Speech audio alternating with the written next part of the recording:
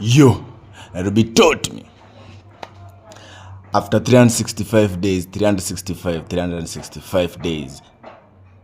and 365 nights behind bars, I was finally free. Yeah, I got my freedom back, man. Manze, as usual, hakuna msali nikamia by the nilitoka tu one man hivyo. Hakuna msali tokea. But you know what I mean? I'm back on this streets. Like in this time, no announcements, no shared plans, no validation needed.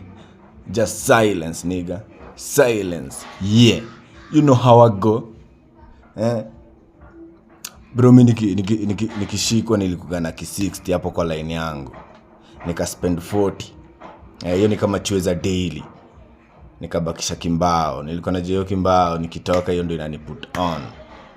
Natafuta diki keja hapo, kimatress ya kujiekelea hapo manzeni kiwachoreaga comeback ya me. Cause this time round bro, comeback inafaa ikuwe bigger than the setback. Feel me? Na bado najua setback inafaa ikuwe stepping stone to the comeback. You get that shit? Bro, niko locked in cash. Niko locked in bro. Na medina venye. Na unajua si ati ni kucompete na mse. It's me versus me. Yeah. See in the next episode.